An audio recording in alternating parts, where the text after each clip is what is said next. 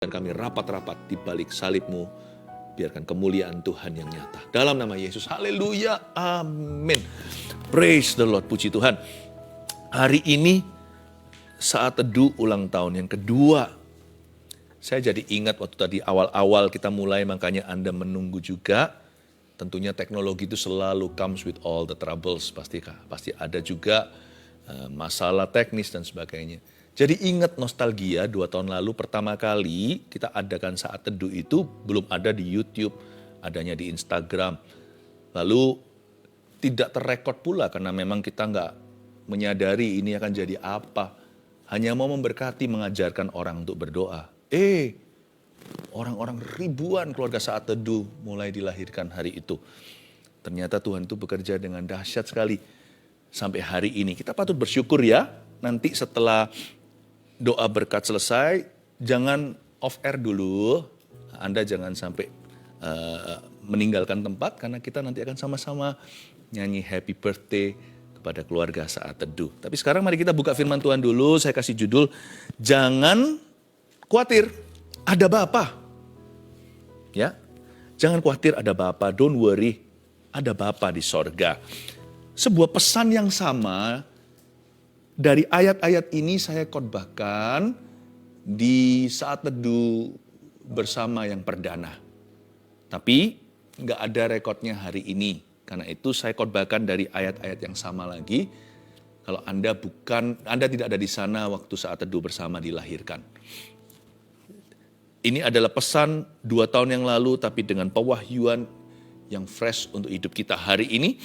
Yaitu di kitab Matius pasal yang ke-6 ayat ke-25 sampai 34. Saya bacakan hal kekhawatiran. Karena itu aku berkata kepadamu, janganlah khawatir akan hidupmu, akan apa yang hendak kamu makan atau minum, dan janganlah khawatir pula akan tubuhmu, akan apa yang hendak kamu pakai. Bukankah hidup itu lebih penting daripada makanan, dan tubuh itu lebih penting daripada pakaian? Pandanglah burung-burung di langit, yang tidak menaburkan, tidak menuai, dan tidak mengumpulkan bekal dalam lumbung, namun diberi makan oleh Bapamu yang di sorga. Bukankah kamu jauh melebihi burung-burung itu? Siapakah di antara kamu yang karena kekhawatirannya dapat menambahkan sehasta saja pada jalan hidupnya? Dan mengapa kamu khawatir akan pakaian? Perhatikanlah bunga bakung yang di ladang, yang tumbuh tanpa bekerja dan tanpa memintal. Namun aku berkata kepadamu, kata Yesus, Salomo dalam segala kemegahannya pun tidak dapat berpakaian seindah salah satu dari bunga itu. Jadi jika demikian Allah mendandani rumput di ladang yang hari ini ada, dan besok dibuang ke dalam api, tidakkah ia akan terlebih lagi mendandani kamu, hai orang-orang yang kurang percaya? Sebab itu janganlah kamu khawatir dan berkata, apakah yang akan kami makan, apakah yang akan kami minum, dan apakah yang akan kami pakai? Semua itu dicari bangsa-bangsa yang tidak mengenal Allah. Akan tetapi Bapamu yang di sorga tahu bahwa kamu memerlukan semuanya itu. Tetapi carilah dahulu kerajaan Allah dan kebenarannya, maka semuanya itu akan ditambahkan kepadamu. Sebab itu janganlah kamu khawatir akan hari besok, karena hari besok mempunyai kesusahannya sendiri. Kesusahan sehari cukuplah untuk sehari. Katakan amin dengan segenap hati. Ayat 25 saya jelaskan hal kekhawatiran. Hari ini Roh Kudus bicara begini. Dear keluarga saat teduh, jangan khawatir, ada Bapa. Oh, bukan hanya menunjuk ke atas, jangan khawatir, ada Bapa di dalam hidup kita. Karena itu aku berkata kepadamu, kata Yesus ayat 25, janganlah khawatir akan hidupmu. Berhenti di situ, yaitu di ayat 25a. Ternyata syarat untuk dipelihara oleh Bapa itu bukanlah sebuah tugas, bukanlah sebuah pekerjaan, bukan sebuah aktivitas atau perbuatan. Syaratnya mudah susah. Karena orang lebih gampang untuk melakukan sesuatu dengan kekuatannya. Apalagi kalau sedang panik, sedang cemas. Suruh dia menunggu sesuatu, itu rasanya gerah. Orang itu harus berbuat sesuatu. Kalau enggak dia pasti akan tidak bisa tinggal tenang. Ternyata kali ini syarat untuk dipelihara oleh Bapa itu adalah tidak berbuat apa-apa. Janganlah kamu khawatir, itu perintah bukan saran. Mau dipelihara.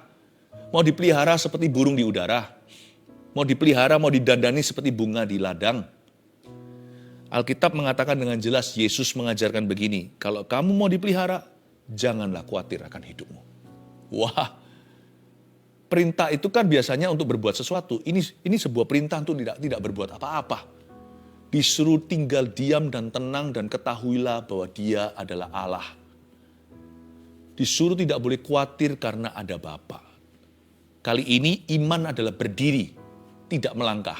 Stand Moses, berdirilah di sana hai Musa. Hari ini engkau akan melihat kelepasan dari tangan Tuhan. Today you shall see my deliverance. Musa emangnya bisa buat apa? Maju ke depan tenggelam di Laut Merah. Mundur ke belakang sudah digempur oleh pasukan Mesir yang sudah bernafsu membunuh. Sometimes dalam hidup ini kita tidak bisa maju atau mundur. Kita tidak bisa melakukan apa-apa, tinggal percaya. Tahukah syaratnya untuk kita dipelihara oleh Bapa?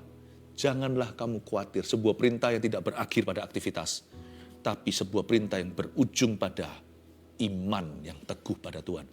Have a strong faith, will you? You don't have to have a great faith. Tidak perlu kita punya iman yang gede atau besar. A strong one. Biji sesawi pun tapi utuh. Jangan bimbang sama Tuhan. Lalu apa aja sih yang dikhawatirkan oleh orang sejak ribuan tahun yang lalu? Ternyata dari zaman-zamannya bangsa Israel di Mesir ataupun ketika mereka sedang mengembara di padang gurun, nggak ada perubahan tuh manusia. Manusia tetap khawatir dari sononya, dari nenek moyang sampai hari ini. Hanya kekhawatirannya beda. Dulu nggak ada teknologi seperti hari ini. Dulu zaman berubah, berbeda. Hari ini dunia berubah. Tapi tetap sama, pada dasarnya selalu manusia itu terbuat dari materi yang sama. Kita ini khawatiran orangnya. Jangan khawatir akan hidupmu. Biasanya orang khawatirnya itu 3 sub atau ada 3 dimensi akan apa yang hendak kamu makan atau minum. Jangan khawatir pula akan tubuhmu, apa yang hendak kamu pakai. Biasanya makan, minum, pakaian, sandang, pangan, papan. Manusia itu khawatir, meskipun ya sudah banyak orang yang melampaui level kebutuhannya tercukupi. Itu pun masih khawatir loh. Karena kali ini bukan lagi khawatir tentang makanan atau minuman. Tapi sepiring nasi, semangkok nasi, dan sepiring berlian. Manusia itu penyakitan. Kekhawatirannya dijawab pun punya, nanti upgrade dia. Kekhawatiran yang lebih besar. Khawatir itu penyakit rohani. Rohnya sakit. Tidak tergantung dengan sekaya apa orang tersebut. Apa yang dia miliki atau apa yang dia belum punya. Nggak ada hubungannya. Khawatir itu adalah keputusan. Kekhawatiran itu sebenarnya adalah hinaan ke wajah Bapa. You nggak becus, gitulah kira-kira kita ngomongnya. Nggak langsung sih, mana siapa berani. Tapi sebenarnya kekhawatiran itu dengan kata lain berkata, Tuhan, you're not doing a good job in my life. Tuhan, kau tidak melakukan perbuatan yang baik. Ya. Tuhan itu nggak lulus dalam hidupku. Tuhan itu nggak bagus. Kita itu menuduh Tuhan, berkata Tuhan tidak becus. Khawatir itu dengan kata lain begitu. Sama, kita nggak usah dituduh pencuri. Tapi kalau HP orang di sebelah sana, lalu dia lihat kita, lalu dia pegang dan masukkan dengan lirikan seperti itu, ya sama aja dipandang sebagai pencuri. Ya nggak apa-apa sih kalau orang nggak kenal sih, lumrah. Dunia ini atau bumi ini penuh trauma. Tapi kalau orang itu sudah kita kenal, lalu dia begitu, wah, kita bisa tersinggung ya, karena Tuhan juga kita singgung berkali-kali lewat kekhawatiran. Seolah-olah sepertinya kita berkata, Tuhan, engkau tidak mampu, engkau tidak sanggup. Karena itu kekhawatiran itu sesuatu yang serius loh. Saya anggap itu, menurut saya, kekhawatiran itu dosa. Karena ini perintah kan, jangan. Jadi kalau kita langgar ya, apa kalau bukan dosa? Nah, kita baca berikutnya, bukankah hidup itu lebih penting daripada makanan dan tubuh itu lebih penting daripada pakaian? Di sini Tuhan mulai tunjukkan kita prioritas hidup yang lebih penting lagi. Karena kita ini bukan hewan. Bukankah hidup itu lebih penting? Kata bukankah hidup itu lebih penting menunjukkan bahwa hidup itu anugerah. So treat life as a gift. Mari kita memperlakukan kehidupan kita itu sebagai kasih karunia dari Allah. Sebagai pemberian. Hidupku ini kado dari Tuhan. Jangan bunuh diri, jangan lukai diri. Jangan jahat sama diri sendiri. Juga jangan manjakan diri sendiri sih. Ya, perlakukan dirimu sebagaimana firman Tuhan perintahkan dan ajarkan. Jangan berlebihan, jangan kekurangan. Tapi treat life as a gift. Mari kita perlakukan hidup itu sebagai sebuah kasih karunia. Hidup itu kan lebih penting daripada makanan. Tubuh itu lebih penting daripada pakaian. Namun demikian tidak untuk hewan. Kadang-kadang kalau saya lihat ya, ikan di akuarium itu hidupnya sehari-hari apa? Kasihan sih. Dia itu kan hanya dibatasi dengan tembok akuarium itu, kaca-kaca kiri kanan. Tapi sehari-hari pikirannya hanya makan. Kalau kita sehari-hari pikirannya makan, bedanya apa sama hewan? Kalau kita hanya dikuasai dengan kekhawatiran apa yang kita pakai, apa yang kita minum, bedanya apa kita sama ciptaan Allah yang tidak semulia manusia. Manusia diciptakan sebagai makhluk kekal. Di dalam kita tinggal manusia rohani yang tidak bisa mati. Hewan bisa mati, tanaman juga. Tumbuh-tumbuhan bisa binasa. Tapi hanya manusialah yang disebut meninggal dunia. Pasti ada sesuatu yang lebih tinggi daripada hidup yang sekarang yang patut kita kejar dan perjuangkan. Gak mungkin melulu hanyalah soal pakaian, makanan, minuman. Kalau begitu kan Tuhan gak akan mengatakan bahwa kita adalah ciptaannya yang paling mulia. Kalau ternyata sederajat dengan binatang. Atau kalau kita selevel dengan hewan, semuanya hanyalah insting. Hanya kawin dan makan. Coba lihat, mau melatih hewan yang paling berakal budi pun, dolphin contohnya tetap harus kasih ikan kecil. Ujung-ujungnya, they live only to eat. Mereka hidup untuk makan. Kita enggak loh.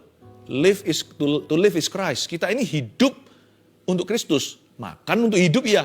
Tapi hidup kita bukan untuk makan. Hidup kita adalah untuk Tuhan.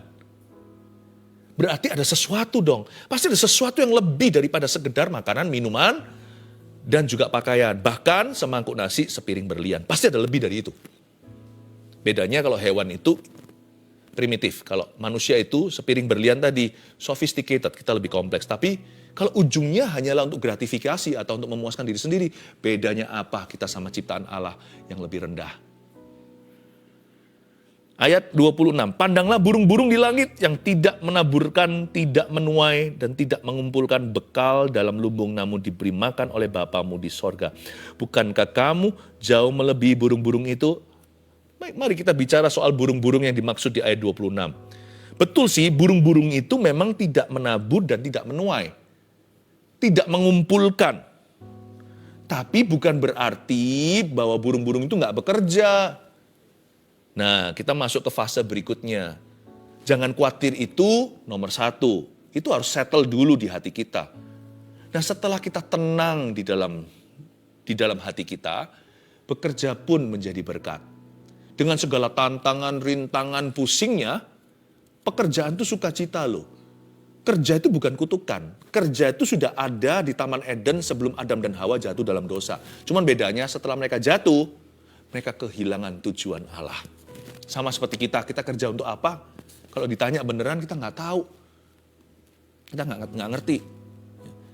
Tapi itu yang disebut dengan manusia jatuh dari kemuliaan Allah. Tapi pekerjaan itu sendiri adalah berkat. Jadi jangan dibawa stres. Kalau kita punya pekerjaan itu bersyukur. Banyak orang mau kerja nggak ada.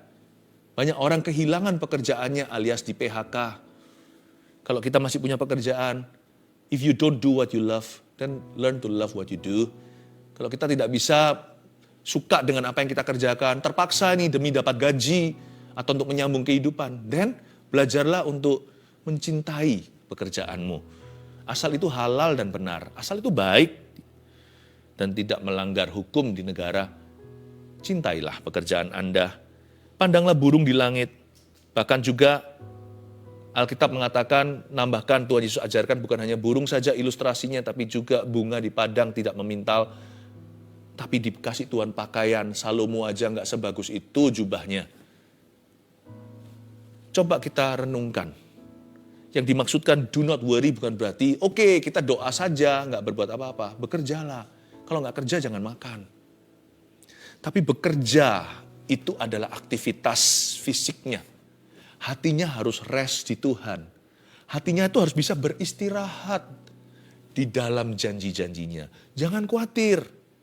Stres itu harus di luar. Kalau saya mendapat tantangan pekerjaan, itu stres yang bagus. Kalau saya tidak aktif nanti saya pikun gimana? Coba lihat ya, orang yang gak punya pekerjaan apa-apa nanti kan cari-cari perkara, cari-cari kerja. Apa aja dijadikan pekerjaan, apa aja dijadikan perkara. Bolehlah kita itu stres di luar. Karena itu namanya tantangan. Disitulah kita dengan Tuhan bisa ngalami yang namanya petualangan. Dari sisi Tuhan penyertaan, dari sisi kita adventure.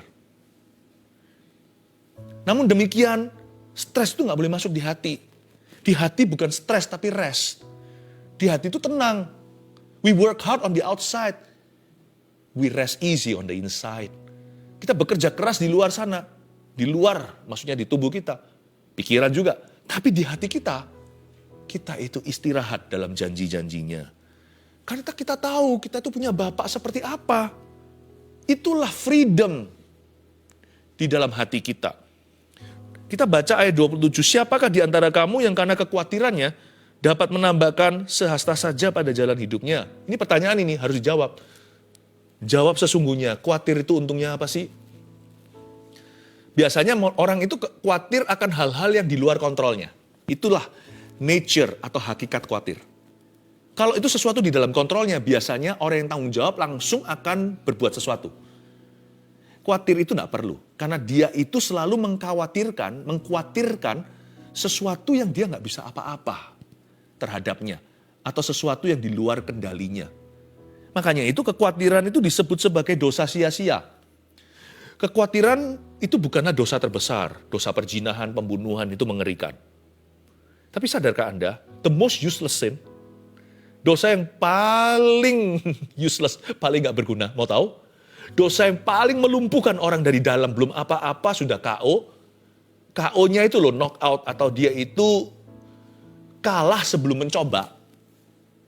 The most self-defeating sin, dosa yang paling mengalahkan dirimu sendiri dari dalam dirimu adalah kekhawatiran. Makanya khawatir di sini itu direndahkan di ayat 27, Tuhan tanya sesuatu yang sangat pintar sekali. Coba ya, siapa di antara kalian yang karena khawatir bisa menambahkan sesuatu dalam hidupnya, kalau bukan justru jadi penyakitan. Ini yang disebut menjaring angin. Khawatir itu results in nothing. Khawatir itu tidak menghasilkan apa-apa. No buah, zero. Nol, tidak ada hasilnya.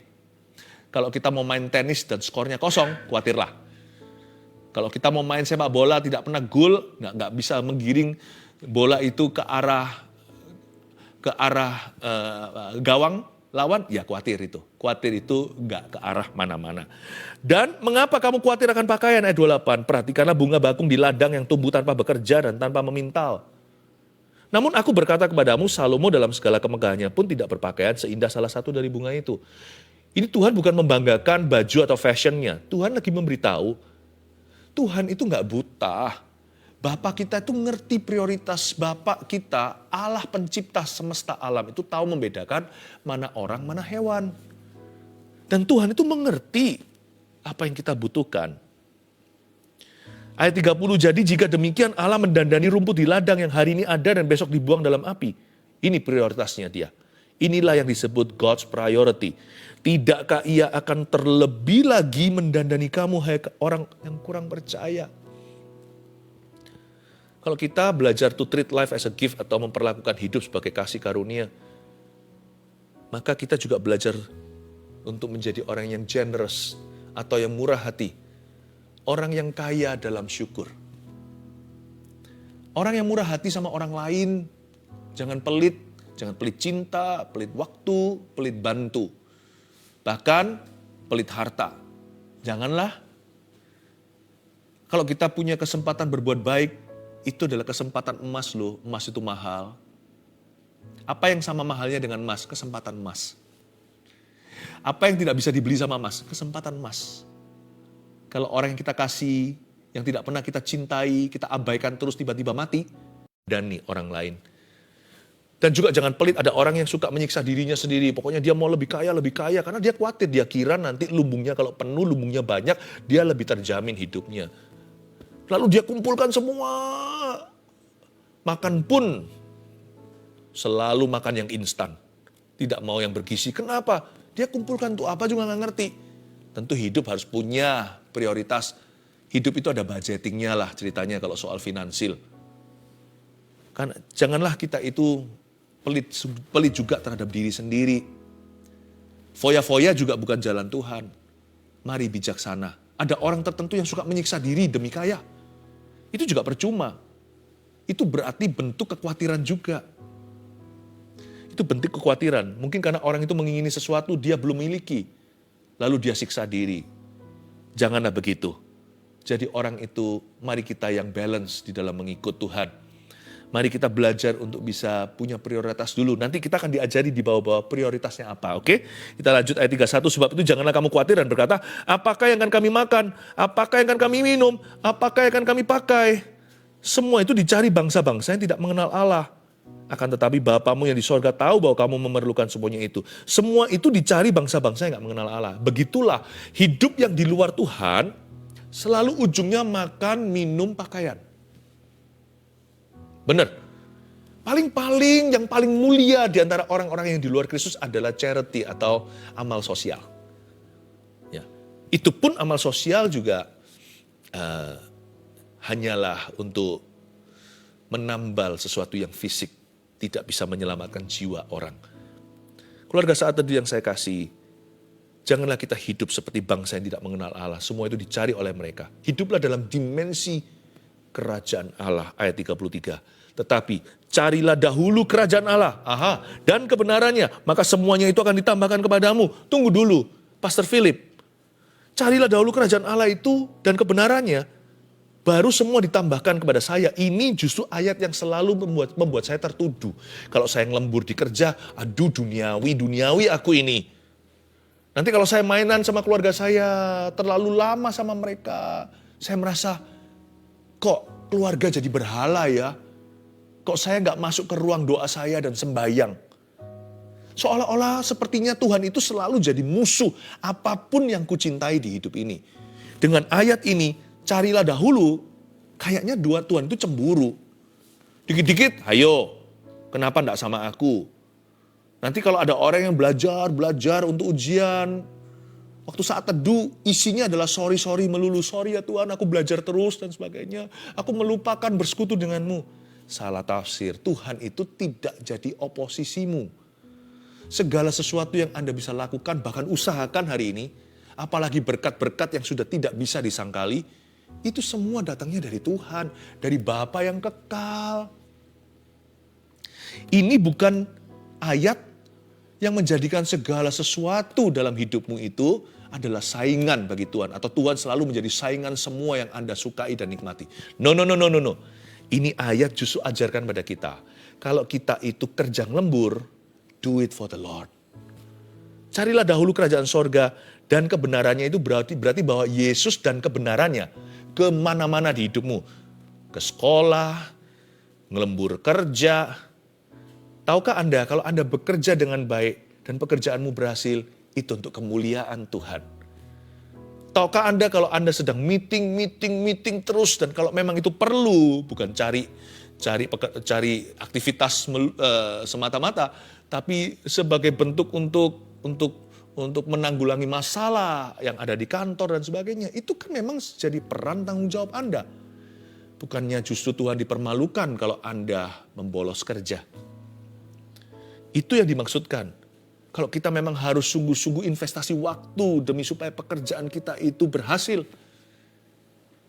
Jangan lupa, Anda juga sedang memuliakan Tuhan. Anak-anak Tuhan harus gigih di dalam profesi.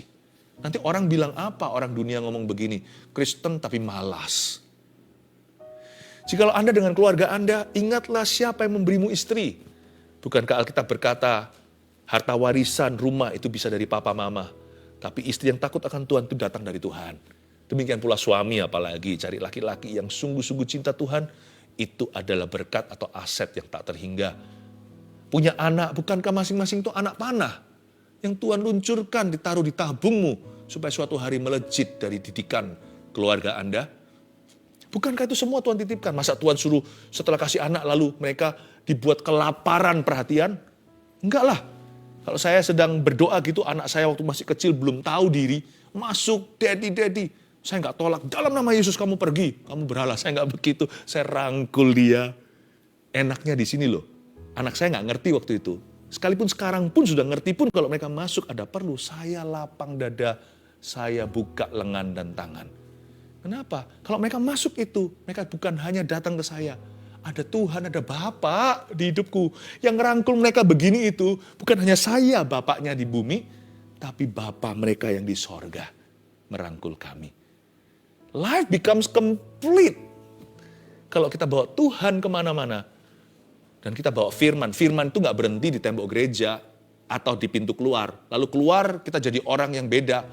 Hidup kita melanggar firman, tidak sesuai dengan firman Allah. Enggak, saya bawa firman Tuhan dalam parenting. Kita bawa dalam pekerjaan, kita bawa dalam studi sekolah, kita bawa dalam segala activity. Carilah dahulu kerajaan Allah dan kebenarannya. Kita bawa Kristus kemana-mana. Kita digendong Tuhan kemana-mana. Sampai putih rambut pun tetap berbuah. Memang ada aktivitasnya, jangan lupa. Ada waktunya saya memang minta menyendiri. Saya akan bilang sama family, ini waktu saat teduhnya Daddy atau Papa, saat teduh, waktu segini. Kalau kita kan sama-sama ini Rabu Sabtu, ini 2 tahun loh sudah. Oh, haleluya. Kita punya waktu aktivitasnya yang kita sepakati atau setujui. Di situ kita hargai boundary. Kita berikan waktu pada orang untuk berdoa. Ketika saya lihat istri saya sedang berdoa, saya nggak ganggu. Karena waktu itu istri saya menjadi milik Tuhan semata-mata yang memberikannya kepada saya. Oh haleluya. The world of the kingdom is the world of sharing. Dunianya kerajaan Allah itu dunia sharing. Ada waktunya Tuhan berkata, aku mau bicara sama suamimu. Istri harus tahu diri. Oke, kasih waktu biar suaminya dengar suara Allah. Nanti kembali menjadi suami yang lebih baik. Sebaliknya juga sama pada istri atau anak-anak. Saya nggak ganggu anak saya kalau anak saya lagi pelayanan. Saya tahu mereka milik Tuhan. Tapi Tuhan akan ganggu. Kalau mereka itu sama saya, malah justru Tuhan bersama dengan aku. Tuhan bersama dengan kami. Isn't that beautiful? Our God is not super jealous, bukanlah Allah yang cemburu kalau soal berhala dan dosa lain kata. Kalau soal kasih karunia, gift hidup ini. Oh, God is your best supporter. Tuhan adalah pendukungmu yang paling setia. Ayat 34, sebab itu janganlah kamu khawatir akan hari besok. Karena hari besok punya kesusahannya sendiri. Kesusahan sehari untuk sehari. Kesusahan sehari cukuplah untuk sehari. Ini bukan berarti kita nggak boleh buat perencanaan loh ya. Salah. Kita itu harus jadi orang yang selalu learn from the past. Selalu belajar dari masa lalu. Menjadi orang yang plan for the future. Menjadi orang yang selalu merencanakan masa depannya. Tapi jangan lupa. Kalau mau hidup, hidupi di masa kini. Masa lalu jangan dilihat yang enggak, yang kurang bagus. Masa lalu itu apa yang baik yang perlu Anda pelajari jangan dilupakan. Masa lalu bisa menjadi piala yang luar biasa. Meskipun kesalahan kita. Masa depan harus direncanakan. Rencanakan. Jangan berkata aku ngalir, kesusahan sehari untuk sehari. Yang sehari-sehari itu kesusahan, bukan perencanaan. Perencanaan jangan seharian. Rencana itu tahunan. Kamu sekolah gimana? Kalau orang sekolah SMP, SMA, SD, elementary, high school, harusnya punya pikiran university. Orang kuliah juga harus punya pikiran karir dong. Orang pacaran harus punya rencana menikah. Pertanyaan kapan mau menikah harus bisa dijawab minimal oleh sang pria. Rencana itu nggak boleh sehari-hari. Susah tuh sehari-hari, kesusahan sehari-hari. Ya, 1, 2, 3 saya kasih poin supaya Anda bisa bawa dalam doa selalu dan senantiasa. Apa aja yang kita pelajari hari ini saya review dan saya rangkumkan begini. Yang pertama, jangan khawatir ada Bapa. Karena nomor 1, kita punya seorang Bapa yang memahami kebutuhan kita. Haleluya. Oh, I love this. This spells freedom in my life. Ini terasa seperti freedom di dalam hati dan jiwa saya. Kita itu loh punya seorang Bapa di sorga yang sangat memahami kebutuhan kita. 2. Gantikan kekhawatiran dengan visi kerajaan sorga untuk hidup kita. Kunci katanya terletak pada kata replace. Bukan melenyapkan kekhawatiran, susah sih terus terang, saya sudah mencoba.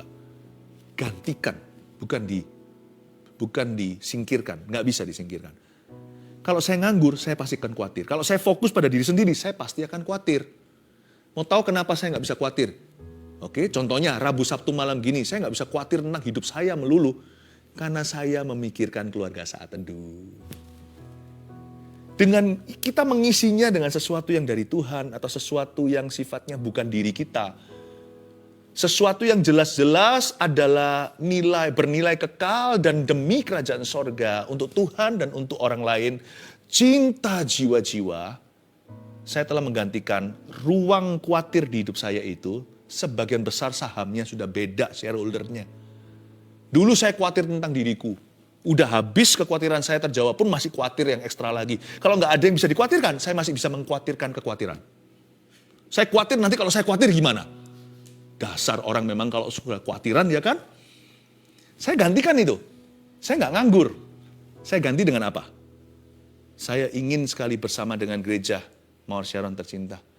Untuk mendirikan 1000 gereja lokal yang kuat untuk mengembalakan jiwa-jiwa dan memuridkan mereka di sana. Tuhan kehendaki, Tuhan izinkan 1 juta jiwa. Mereka dewasa, berbuah-buah lebat. Udah, tugas kita nggak muluk-muluk, cuman sampai situ. Lebih dari itu 10 juta orang, 100 juta orang, 1 miliar orang, seluruh bumi penuh kemuliaannya. Mungkin sudah bukan jangkauanku.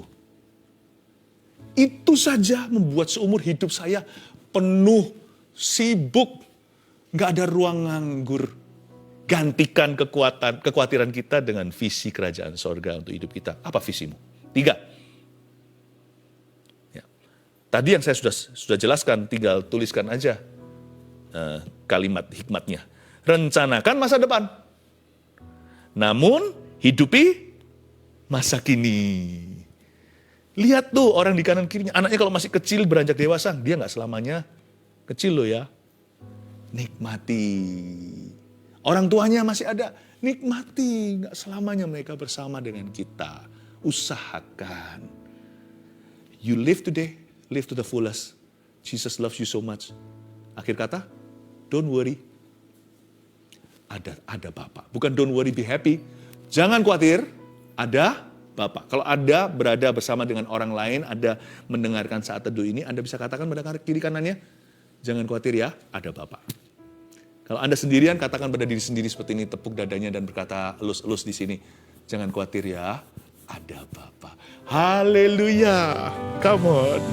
Lebih dari Bapa di dunia,